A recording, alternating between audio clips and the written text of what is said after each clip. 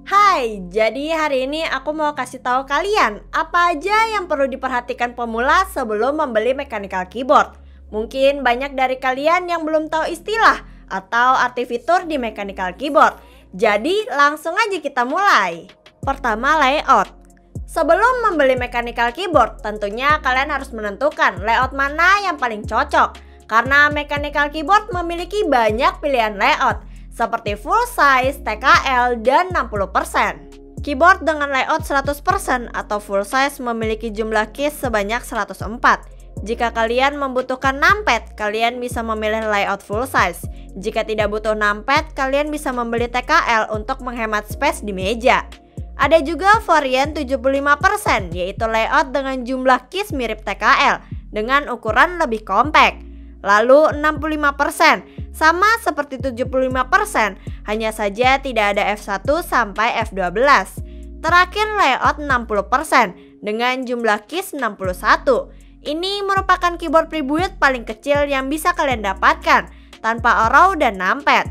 Jika ingin menggunakan arrow, kalian harus menekan kombinasi tombol function.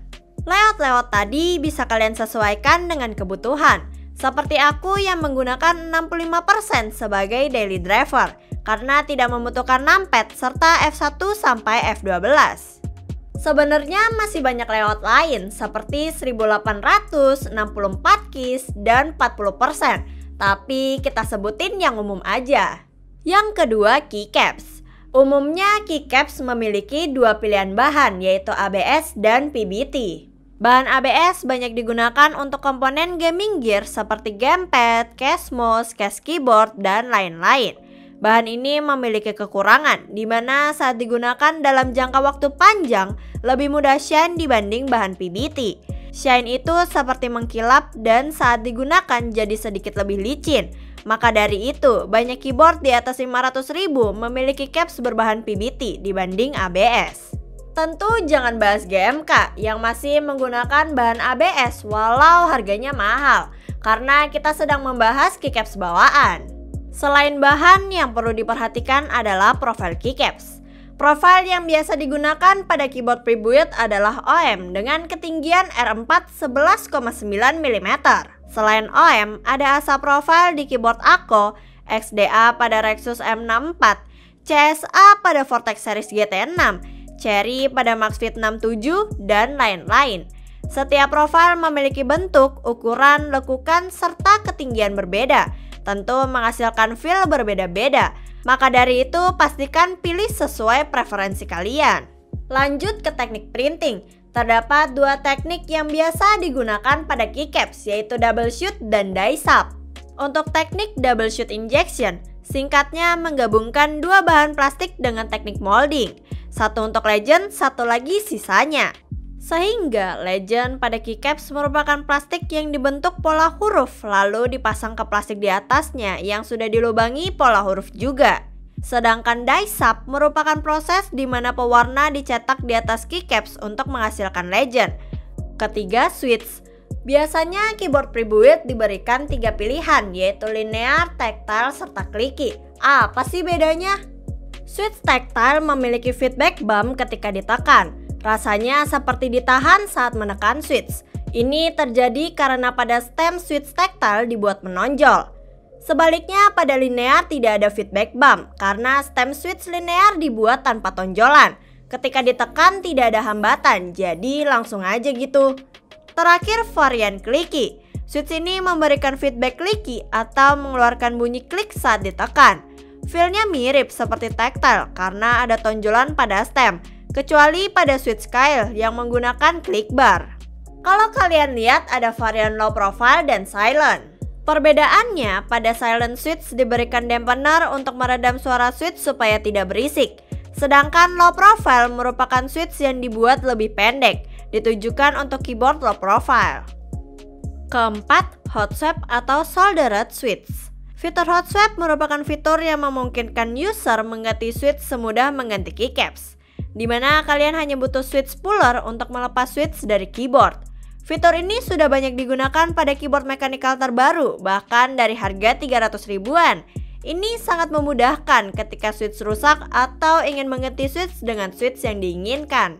Jika keyboard belum hot swap atau masih solder, kalian perlu disolder untuk melepas switch dan solder ulang saat memasang switch. Tentu ini merepotkan, apalagi bagi kita yang nggak bisa menyolder.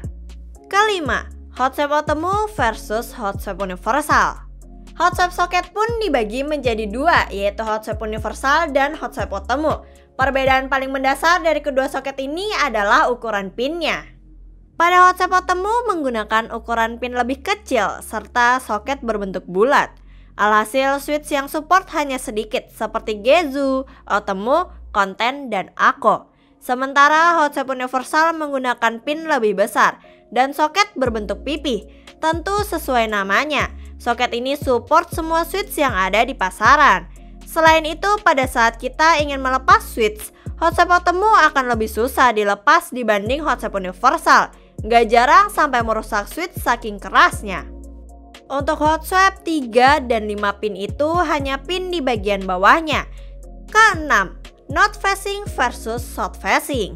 Mungkin kalian sadar bahwa keyboard-keyboard terbaru sudah mulai banyak menggunakan south facing LED. Apa sih kelebihan south facing? Jika kalian menggunakan keyboard dengan south facing LED, maka kalian tidak perlu khawatir ketika membeli keycaps dengan profil cherry, karena tidak akan terjadi interference. Apa sih interference? Interference adalah keadaan di mana saat kalian menekan keys pada keyboard, switch dan keycaps akan bertabrakan. Hasilnya, feel serta sound profile menjadi tidak enak. Sebenarnya tidak sebegitu mengganggu karena banyak orang awam bahkan gak menyadari masalah ini, tapi tetap saja mengurangi performa. Walau begitu, south facing punya kekurangan, yaitu menghasilkan LED yang lebih redup pada legend.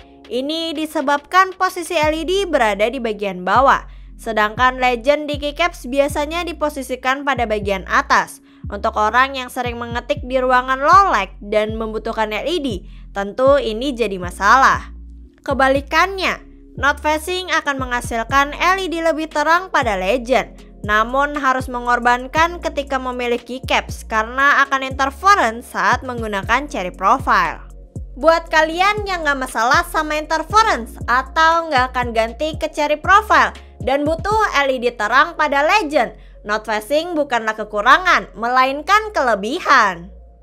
Ketujuh, koneksi.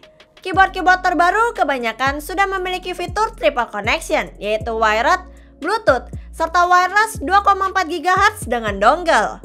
Kalau kalian tidak membutuhkan fitur wireless, kalian bisa memilih keyboard wired only, karena harga yang ditawarkan pasti lebih murah. Jika ingin membuat setup rapi tanpa kabel atau butuh keyboard yang support multi-device seperti ke iPad dan smartphone, kalian bisa memilih keyboard dengan koneksi tambahan Bluetooth. Tapi kalau kalian membutuhkan keyboard wireless minim delay, kalian bisa pilih varian wireless dengan dongle 2,4 GHz. Tentu semakin banyak fitur koneksi akan semakin mahal. Kedelapan, dampener.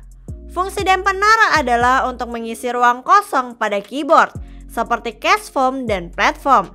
Case foam ditaruh di dalam case, sedangkan platform dipasang di antara plat serta PCB. Tujuan memasang dampener adalah membuat suara menjadi tidak hollow akibat ruang kosong pada keyboard. Beberapa keyboard terbaru pun sudah dipasangi dampener, jadi kalian gak perlu ribet membongkar dan memasang foam. Kesembilan, preloop switch dan stabilizer. Dalam keadaan stok, tentu switch dan stabilizer akan menghasilkan suara dan performa yang kurang baik. Normalnya kalian perlu melakukan loop switch serta stabilizer sendiri. Tapi jika merasa terlalu ribet, kalian bisa pilih keyboard dengan preloop switch dan stabilizer saat membeli. Alhasil keyboard kalian sudah tidak rattle pada stabilizer, switch juga lebih smooth.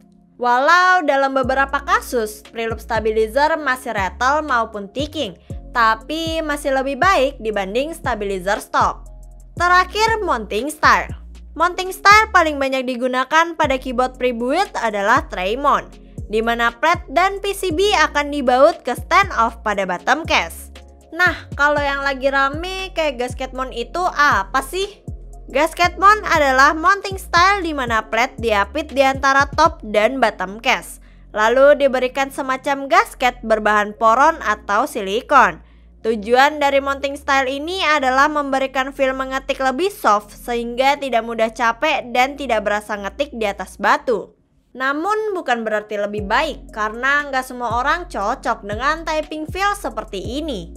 Mounting style pun sebenarnya beragam seperti top mount, integrated plate, dan lain-lain. Setiap mounting style tentu memberikan feel berbeda. Mungkin itu aja yang perlu kalian perhatikan sebelum membeli keyboard. Jika kalian punya pertanyaan atau kritik dan saran bisa kalian tinggalkan di kolom komentar. Aku Fainila, terima kasih.